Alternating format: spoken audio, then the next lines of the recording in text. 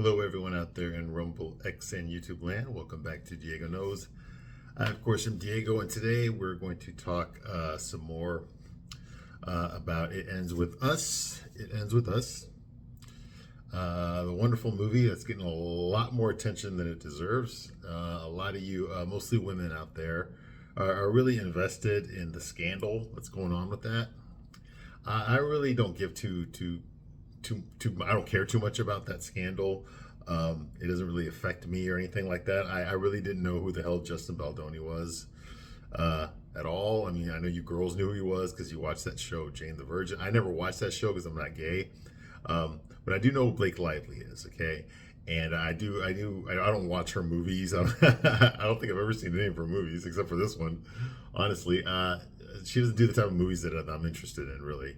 Okay, I know she does like chick flicks and stuff, but the only other movie I saw her in was Green Lantern. Okay, where she met Ryan Reynolds, her husband, who's also involved in this drama, and that was in a damn superhero movie. Okay, which wasn't very good, and I'm a big Green Lantern fan.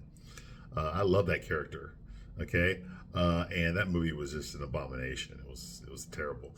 Okay, but anyway, so Blake Lively and Justin Baldoni.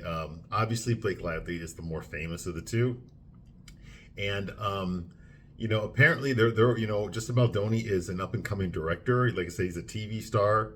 I think he directed some TV episodes, and he's mostly like a pretty boy. He's a male feminist. He has this act that he puts on to try to seem less threatening to women.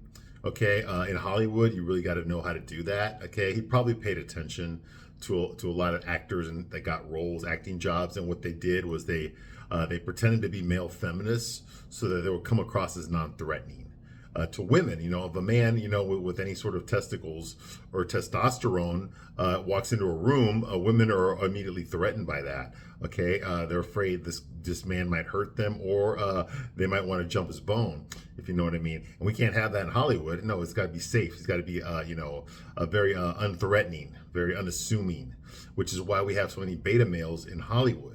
Okay, this was a trend that started in the 80s when I was a kid. I mean, every sitcom, there was always some weak guy, some nerdy guy, that people make jokes about, and in the 80s when I was growing up, I would see a lot of this. You saw that's where you saw like the Michael J. Fox. Now, nothing against Michael J. Fox, okay? But he was on a TV show in the 80s, for those of you who were young, okay? He was on a TV show in the 80s called Family Ties, okay? And he was clearly the breakout star. Okay, well, because he was the most popular person on the show, and he was the reason the show kept getting renewed for more seasons, okay, it's bolstered his career. They started putting him in magazines. They were putting him in made-for-TV movies. I mean, he was everywhere, okay? And then he got a movie contract, okay? He started Teen Wolf, and he also did Back to the Future. This was the heyday of Michael J. Fox, okay? He became a big teen icon, big heartthrob, okay, amongst the girls. And the reason for that was because he was being promoted that way. Okay, he was being promoted that way. Okay, now Michael J. Fox is probably maybe 5'4", 5'5". He's not a tall man at all. He's not a muscular man. Okay, he doesn't really have a deep voice. Okay, if he wasn't famous, you wouldn't notice him when you walked into a room. He'd be very unassuming. Okay, he'd just be a guy in the background. Okay. He's not, I mean, women don't feel threatened by him. Most women are taller than him. Okay. That kind of thing, and bigger than him. So, and way more than him. Okay. So he wasn't exactly a presence is what I'm trying to say. Okay. But he was the breakout star, and that was because of his charisma. It was because of his personality. The character that he played on Family Ties was very, very fun. His timing was perfect.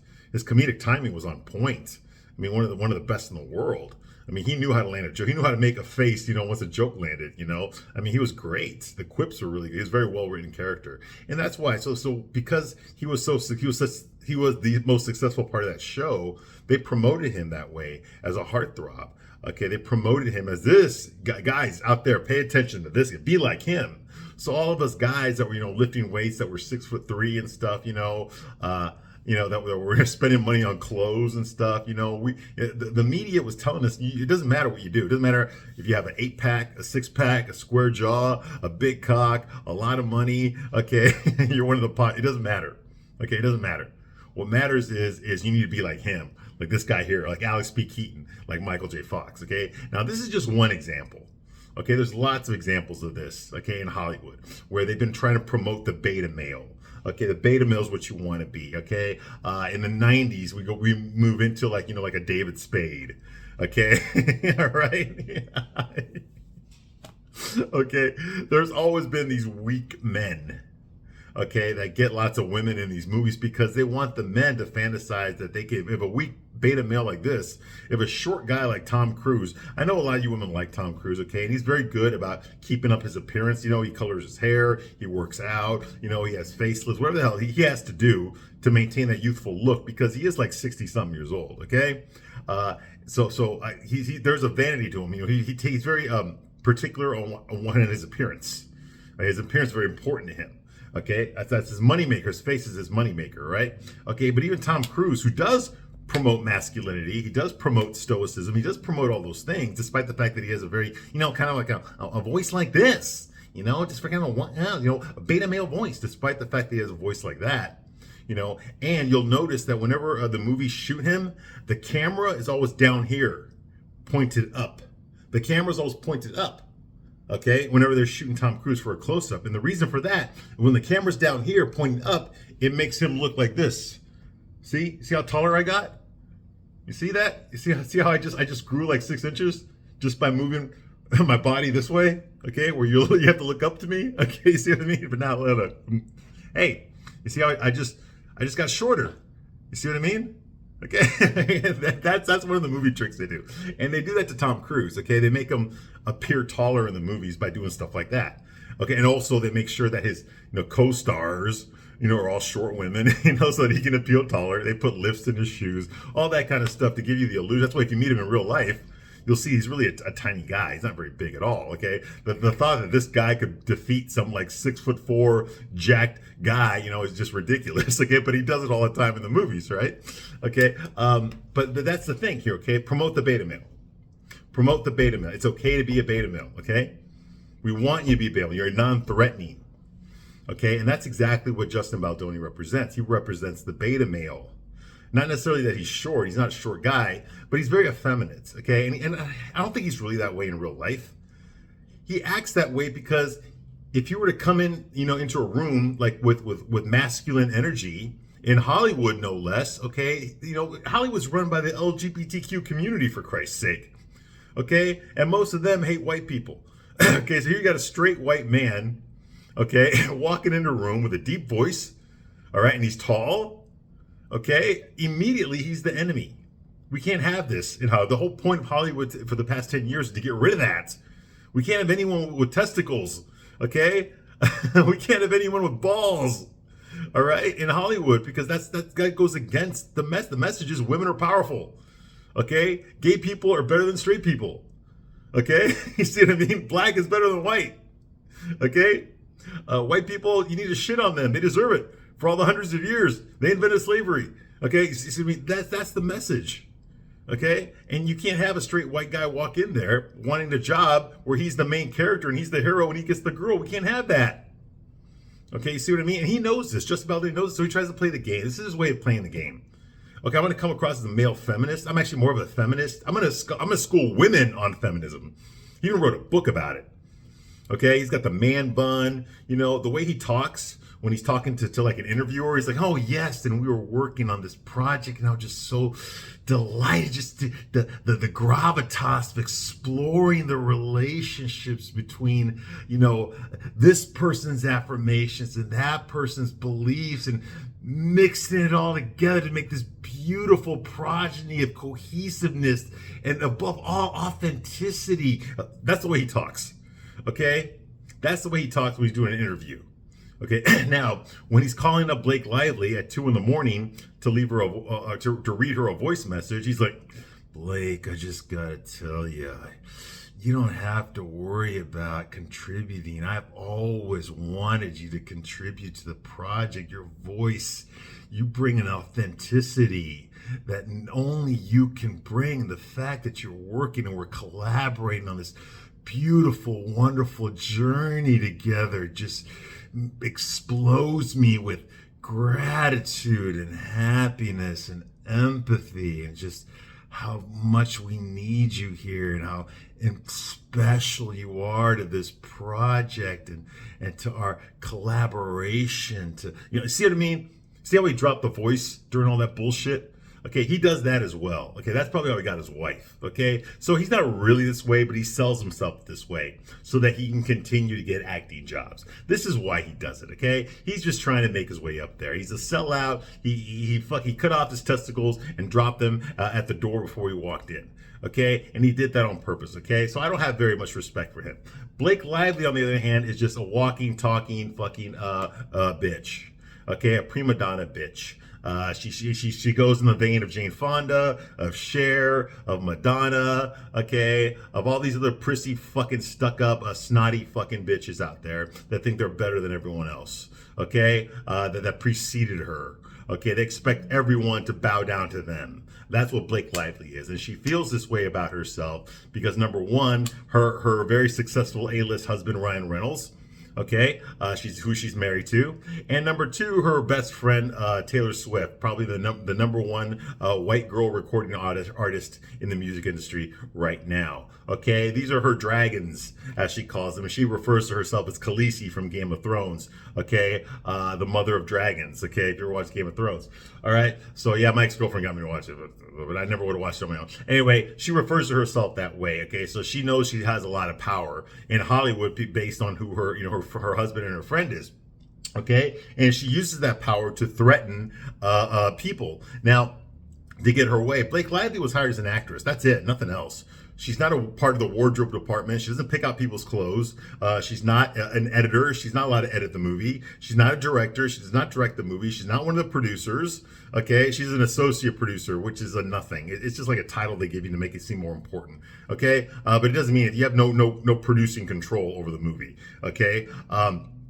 She didn't write the damn thing. She didn't write the screenplay. She's not a writer on there, and she does not own the rights to this movie. Okay, those things are all controlled by Justin Baldoni and his company Wayfarer Studios. Okay, so he basically put his own money. He got a backer, Steve Sarowitz, to back him up. Okay, to put up the money so he could start this movie company, so he can start making movies. This is the first one. Okay, he got the rights from Colleen Hoover to this stupid chick novel. It Ends With Us, and he hired everybody. He hired Blake Lively as his co-star. Okay, as an actress. Okay, I mean, that's it. She's an actress, but she came in there. She demanded all sorts of things. She wanted this. She wanted control of her wardrobe, and he's going to pay for the clothes that she wants to wear. She's going to pick out her own clothes. She's going to approve the script. She's going to get her husband to rewrite the scenes, okay, that she doesn't approve of. Okay, she's also got her husband's editors from Deadpool and Wolverine to re-edit the movie without the participation of the damn director of the movie, okay, without his knowledge. Okay, she took over everything, and she basically had Sony. Sony was going to distribute this movie. They did distribute this movie, and she had Sony, but she called the executive. She went over Justin Baldoni's head and went straight to Sony and said, "Hey, listen, I want to make a cut of this movie. Okay, and if you want, if you won't let me do it, then I'm going to make sure Taylor Swift does not record for your movie, or that none of her songs are on your soundtrack." So, oh my God, Taylor Swift represents the target audience for this movie. We definitely need a Taylor Swift song. Okay, whatever the hell you want, cut your own version of it. That's fine. Well, fine. Now, all this was done without Justin Baldoni's knowledge, so you can imagine how he feels. Now, come to the premiere of the movie, because of all the tension on the set, whatever. There's a lot of drama. Megyn Kelly just did a video, came out yesterday. Watch it. Okay, she breaks it down a lot better than I can. All right, I've already gone over this territory here on this channel a lot. All right, and I really don't want to go over it again. Y'all know about the scandal, you know about the lawsuits, okay? Blake Lively is suing Justin Baldoni for $250 million for sexual harassment, okay? And Justin Baldoni is counter-suing Blake Lively and Ryan Reynolds and the New York Times for defamation of character and for a bunch of other stuff, okay? And he's suing for $400 million, all right? So this is being played out. Okay, the difference between Blake Lively and Justin Baldoni is Justin Baldoni started a website, which a judge actually said he could do it. Okay, because Blake Lively's lawyers try to get a gag order to stop him from doing this. But he published a website. And all the evidence that he has to refute all of Blake Lively's claims in public, he posted on the website. When she said there was no intimacy coordinator on this film, and that's the reason he got away with sexually harassing her, he actually posted the actual contract of the intimacy coordinator that he hired. Okay, she was there. She was there every day. Blake Lively didn't want to meet with her. Like, that's the part Blake Lively left out. things like that. Okay, she was saying all this stuff. She said that he kissed her, okay, while they were filming a dance scene against her will, and then he insulted her right after that, telling her, "Oh, I'm not attracted to you anyway." When she said no, okay, and then she said that, and then what did Justin Baldoni do? He actually has that footage that she's talking about. He played it unedited for everybody to see. And none of that stuff she said that happened. Okay, it was a lie. She lied. Blake Lively lied completely. Okay, so she's really getting the rotten end of the stick here. Even Taylor Swift wants nothing to do with Blake Lively now. She quit being her best friend because she was involved in the scandal too. She was also bullying Justin Baldoni. She took away, but it's too late because of this and because she's married to a Super Bowl loser now. I mean, sorry, not married. Her boyfriend is a Super Bowl loser now, Travis Kelce. She got booed at the Super Bowl. Also because kind of she endorsed Kamala Harris. Okay, so all of that caused her to get booed at the Super Bowl 2 weeks ago. Right? So yeah, Taylor Swift, who's so used to everybody just loving her. No, you put Taylor Swift in a room full of straight guys, they're not going to love her so much. Okay, number one. And number two, you pissed off a lot of conservative women when you supported Kamala Harris publicly. You should have just kept your damn mouth shut. And you should have kept your personal vote private. That's what you should have done. Okay, I'm sorry, Taylor Swift. Okay, you started off as a country music singer. Okay, that means that a lot of your fans are conservatives, and you just pissed all of them off. Okay, so fuck you, Taylor Swift. I never fucking liked you. There's only one fucking song you ever did that I like. That's called Our Song. That was like one of your first hits ever. That's the only song I think even that fucking is fucking any good. All right. Anyway, moving right along. So all this shit is happening. A couple of things you need to know about the scandal here, okay, is Jeb Wallace. Jeb Wallace, okay, he's the owner of Street Relations Inc. That's a PR firm that Justin Baldoni hired. When Blake Lively started leaking information to the New York Times about how terrible a person her director Justin Baldoni was, Justin Baldoni hired this guy, his PR firm, basically to keep him abreast of what's going on, as a heads up, okay? Blake Lively says that she hired him to do a smear campaign on her, to leak to the media bad things about her, okay? Which did not happen. So therefore, Jeb Wallace, the owner of this PR firm, is suing Blake Lively for defamation. And he wants something like $200 million, okay? This is my speculation on what's going on here, okay? It is possible, okay, this is what I think is going on, that Blake Lively chose the sexual harassment lawsuit, okay, tactic. I think she chose this tactic in order to get Justin Baldoni kicked off of the franchise, okay? Because Colleen Hoover wrote many books on this franchise. This is just the first chapter. This movie is just the first chapter in a series of books, okay? And Justin Baldoni owns the rights to this movie and to the sequels, okay? He got the rights. Blake Lively wants the rights. Because if Blake Lively gets the rights, then she can keep all the money. She's the star already, right? She's the main character, Lily Bloom. Okay, you can't do the sequels without her. Only she's going to get all the money this time. If she takes over, she takes it away from Baldoni. You see what I mean? And how would she know to do that? Her husband already did it. Ryan Reynolds did this to Deadpool. He took over everything, the creative control of the Deadpool franchise. You can't make a Deadpool movie without him now. Okay? He took it away from the original producers in the first Deadpool movie. And he fired the director from the first Deadpool movie, Tim Miller. Okay, that's why he didn't direct the sequel. All right, moving right along. So if Justin Baldoni gets kicked off the franchise, Blake Lively can take ownership of the movie and the sequels due to the morality clause. There's a morality clause in the contract, okay, that she signed, that Justin Baldoni signed as well. Okay, so if she can get him on a breach of contract on a morality clause, she can then option the rights herself and take it over. Okay, her husband's got the money; they can do it. All right. That makes sense. Not a good thing, but it makes sense. Deadpool, the first Deadpool movie, the director Tim Miller, who later on went to direct Terminator Dark Fate, the woke Terminator movie, okay, that nobody went to go see. Okay, he quit the Deadpool franchise, okay, when Ryan Reynolds took total control of the franchise. Okay, you see what I mean? That makes sense. Now, according to the Daily Mail, that's another Hollywood. That's another trade magazine in Hollywood. According to the Daily Mail writer, James Vituska is his name, and Emma Powell. And this was published on January 29th of this year, 2025.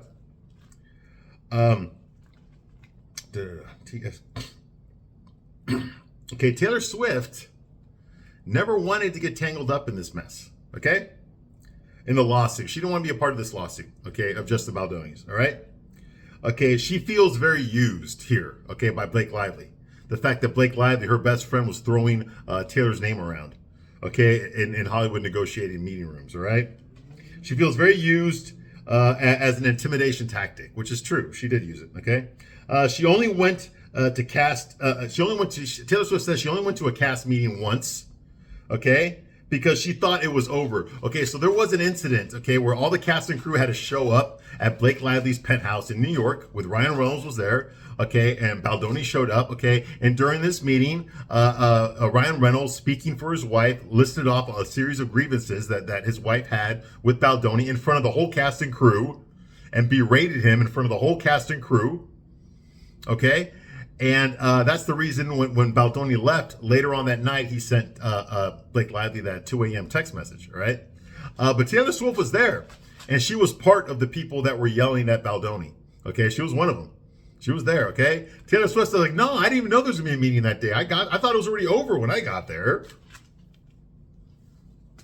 You see what I mean? She's doing that now, all right? Because this is starting to hurt her career. The more Taylor Swift is associated with Blake Lively, whose star is starting to fall, you know, when someone's star falls, everyone holding on to that star falls too. You see what I mean? So it's better to detach yourself and act like I'm not friends with that person. No, I quit hanging out with them a long time ago. I got nothing to do with that. That's what everybody does. Hollywood is a very narcissistic and selfish place. There is no loyalty.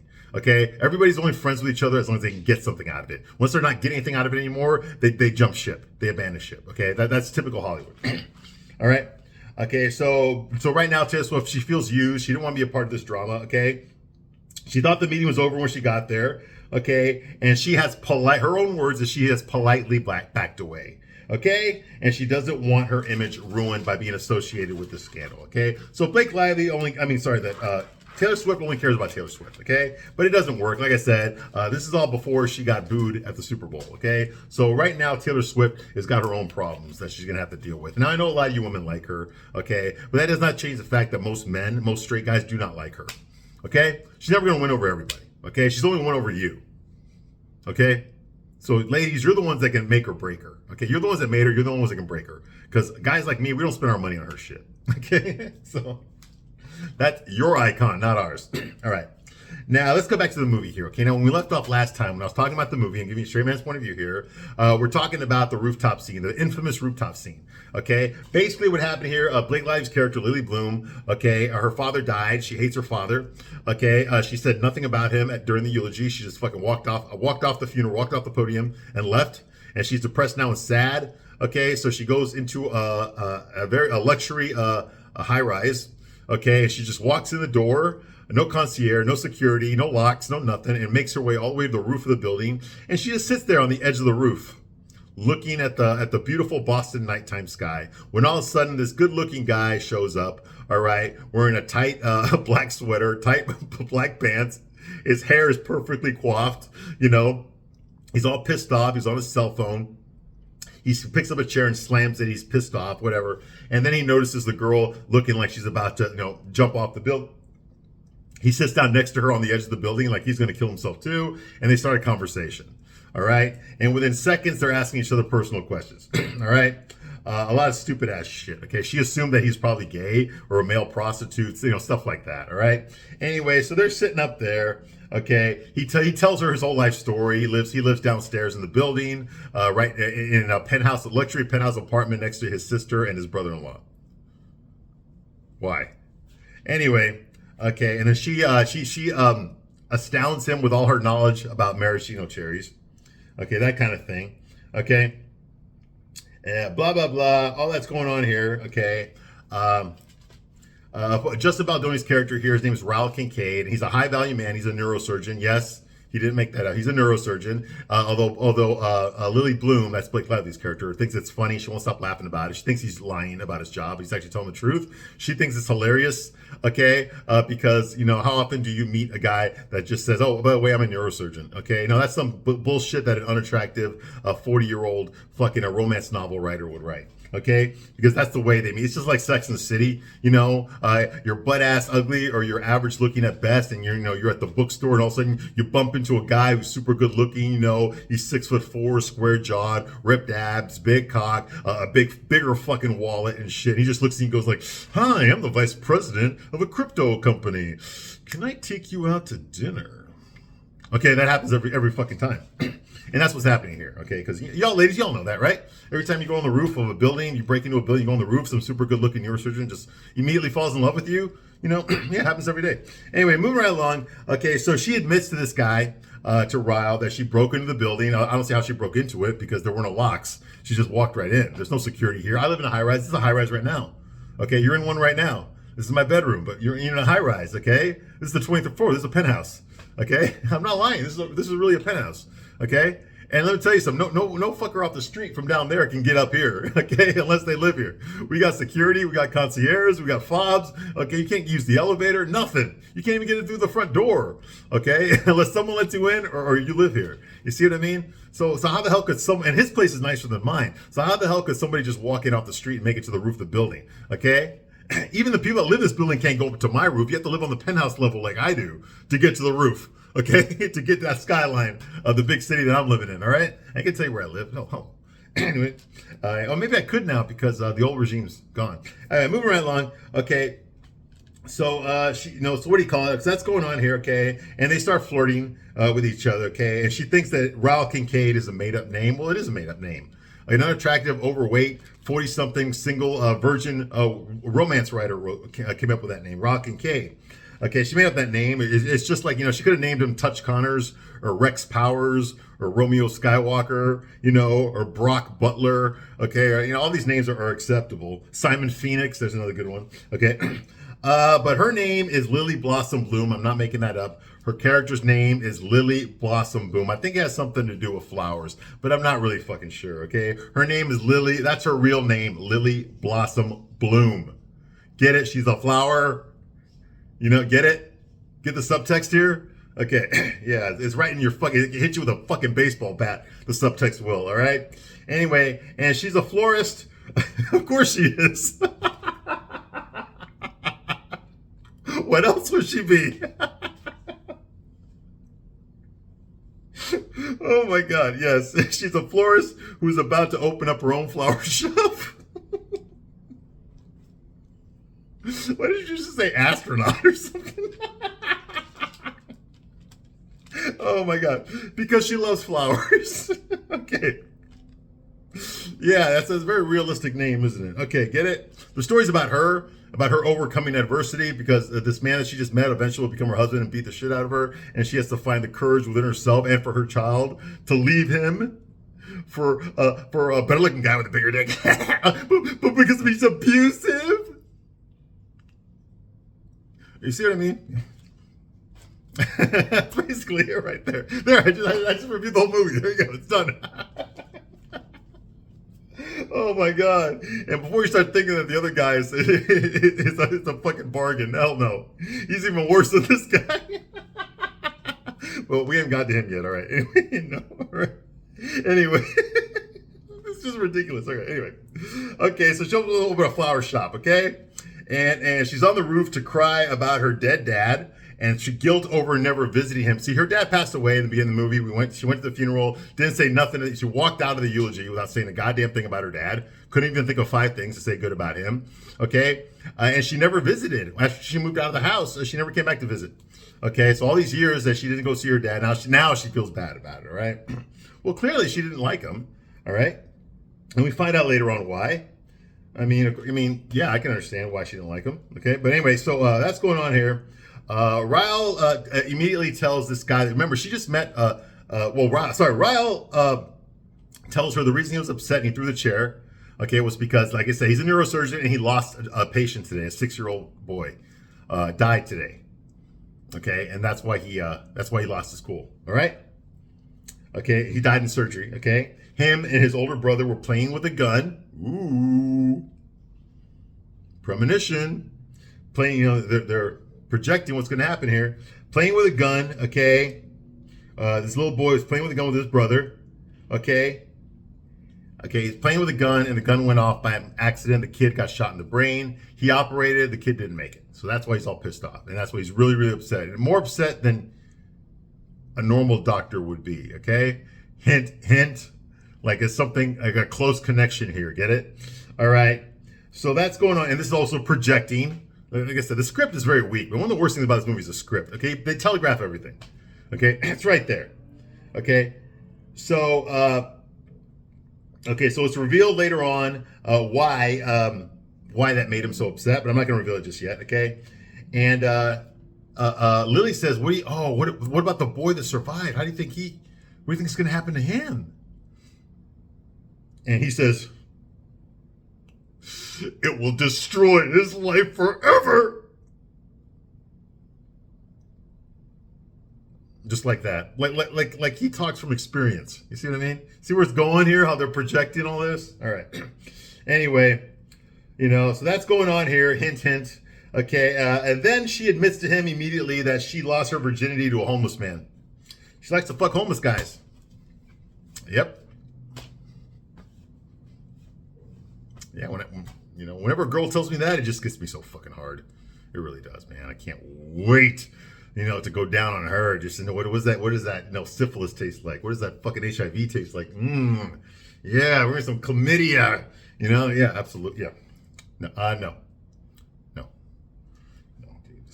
Fucking thing. A few weeks later, your dick looks like a fucking bar of Nestle's Crunch.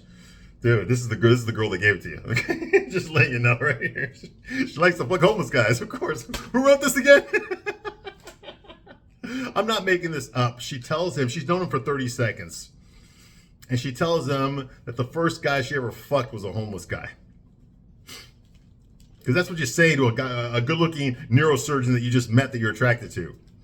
Okay? Yeah, it works every time. Okay, ladies, you need to do that more often. The men will just come at you like fucking, like mosquitoes to one of those electrical fucking lights, Anyway, so that's going on here, okay? By the way, Lily's wearing ugly, baggy clothes. She's wearing these dungarees here that auto mechanics wear when they're fixing cars. Yeah, full bodysuit. Yeah, covered in fucking some fucking potato sack looking fucking dungarees. Because that's what you wear when you want to seduce men. Okay, yeah. Okay, she's got baggy clothes. Okay, she broke into the building. Okay, she doesn't live there. She hates her dad. Okay. She's a hippie, emotional. She has a hippie, embarrassing name, Lily Blossom Bloom. Okay. And she likes to fuck homeless guys. Okay. I tell you what, man, she's getting more and more attractive by the second here. Ladies, this is how you get a guy. Don't believe that other shit you see. This movie will tell you how to get a man, a high value man, not one of those fucking desperate guys out there. High value homeless guys are gonna like you now. And the high-value rich neurosurgeon is going to like you, too. I mean it. It works. Anyway, every single woman I ever fucked a homeless man first. Anyway, moving right along. Then she does this libtard word police thing, okay? That's like where they assume something, so they immediately have to correct themselves, Like I said, like, hey, how you doing? Hey, how you doing, guy? I mean girl, or them, or I'm sorry, what was it? How do you like to be called? Okay, they. Okay, how you doing, they? Like that, okay? That bullshit. She starts doing that, okay?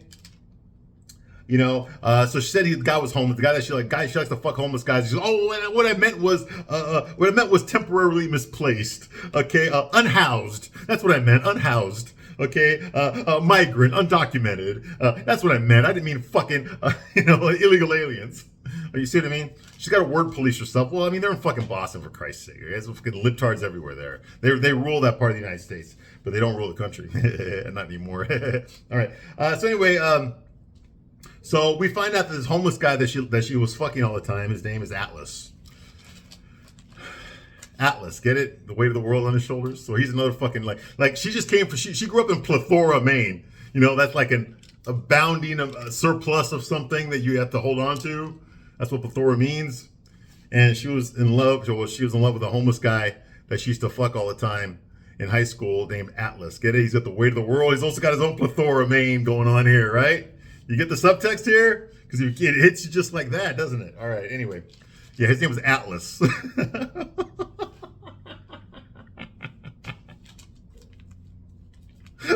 Why wasn't it Hercules? Who wrote this shit again? Oh yeah, a horny fucking unattractive 40-year-old woman. Okay. Anyway, see, this is what women think men are. Okay. All right. So she fucked Atlas up because she felt sorry for him. She felt sorry for him. That's what turned her on. That's what got her pussy wet. She felt sorry for him.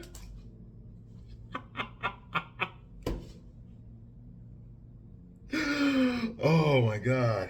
Well, I guess it's true. I mean, look around. Hey, ladies, whenever you walk around, guys, pay attention to this. Every time you walk like down the street, you see homeless people there. Okay, look at how wet your girlfriend's pussy's getting just looking at that guy. Okay, yeah, you need to beware. She'll leave you from. Anyway, moving right along. So Ryle follows her revelations. He finds her revelations about this. She asks him, well, you must think that's weird, don't you? No, it's not weird. It's disgusting.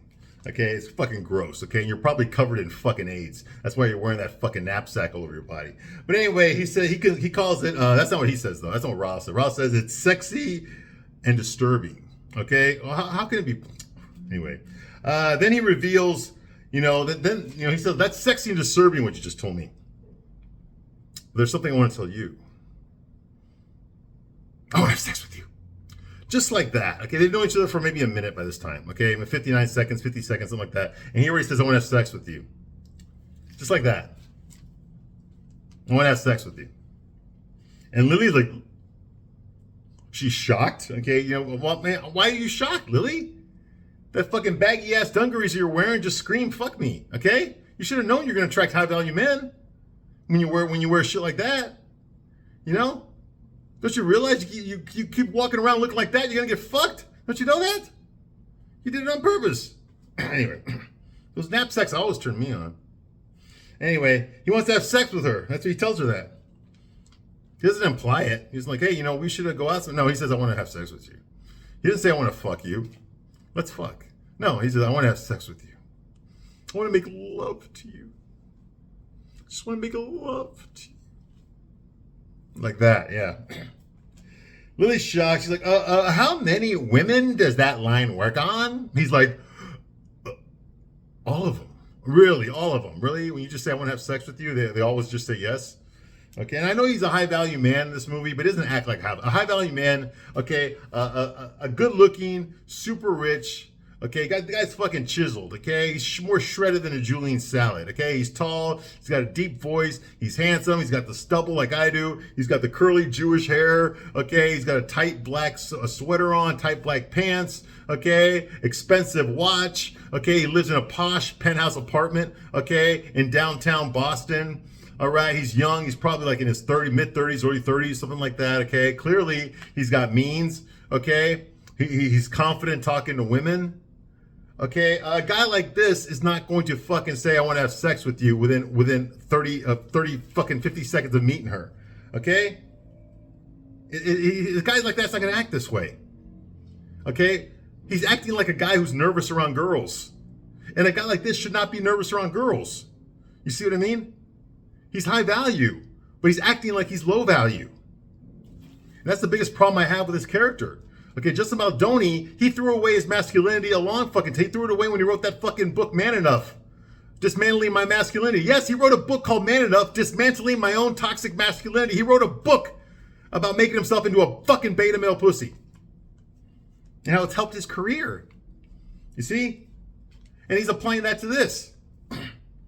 Okay, he's not acting like, he's being portrayed as a high value guy, but he's not acting like one. Which is why I don't buy any of his bullshit. Okay?